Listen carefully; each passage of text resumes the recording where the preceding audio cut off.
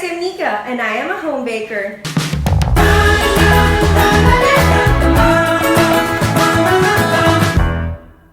Hello home bakers! So the past weeks we have already tackled different kinds of cakes, meringue, and brownies. So I thought maybe it's time to introduce cupcakes to my channel. And what better way to do that than baking red velvet cupcakes. So preheat your oven to 170 degrees Celsius and let's get baking.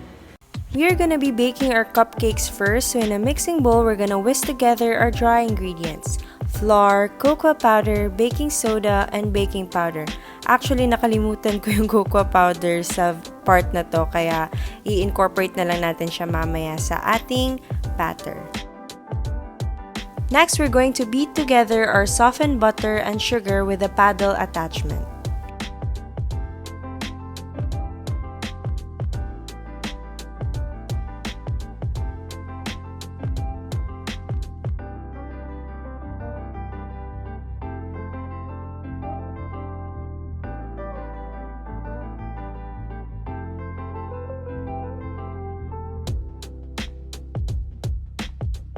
Now that everything is creamed together, we are then going to add in our eggs.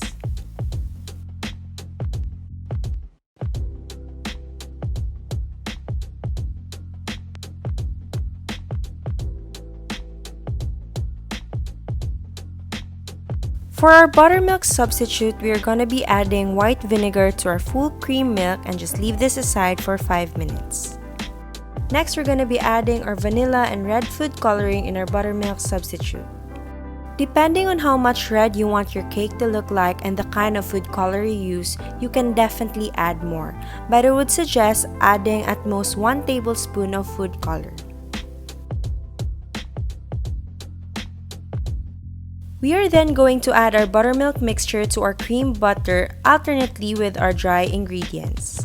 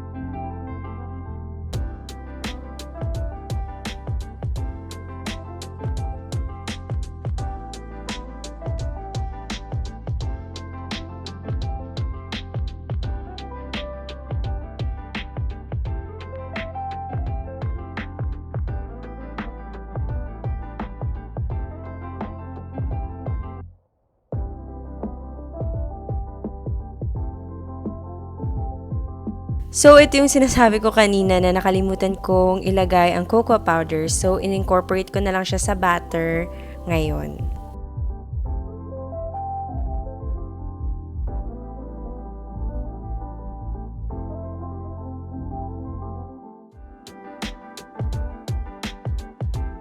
Once done, we then fill our lined cupcake tins 2/3 of the way, and I find it easier to use an ice cream scoop to do this.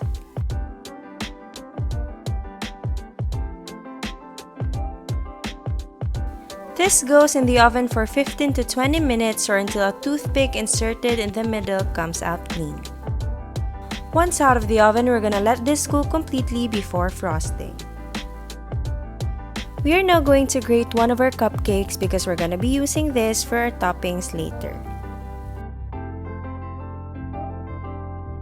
Now we're gonna be making our cream cheese frosting. With a paddle attachment, we're going to cream our softened butter.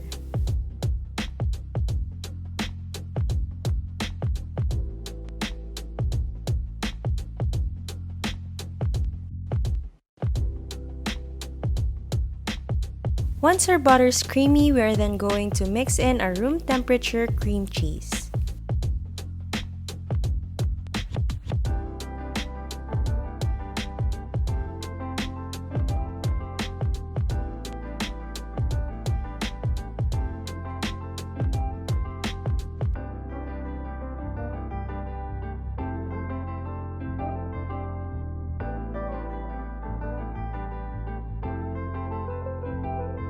Next, for added flavor, we're gonna add in our vanilla.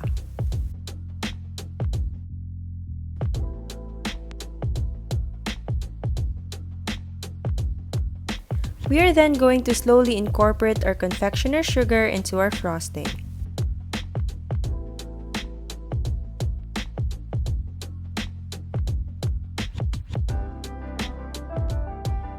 Now that our frosting is done, it's now time to frost our cupcakes.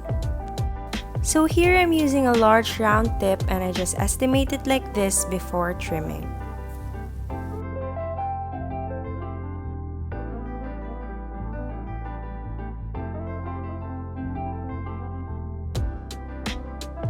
We are then going to pipe a dollop of our cream cheese frosting and then top it with red velvet crumbs.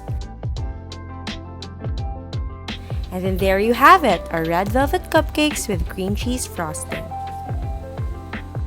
Perfect na perfect ito pang Christmas, birthday, Valentine's Day, or pang surprise gift nyo sa inyong mga loved ones. Our red velvet cupcakes have that moist and fluffy texture with a hint of cocoa powder. Tapos, it's paired pa with the sweet, creamy, and a bit of sharpness from our cream cheese frosting. Try this recipe out and let me know in the comment section kung nagustuhan nyo ito. Also, don't forget to give this video a thumbs up and subscribe to my channel for more. Next week, may bago na naman po tayong video, so click the notification bell para ma-notify kayo. Salamat talaga sa suporta na binigay niyo sa akin the past few weeks. Happy baking!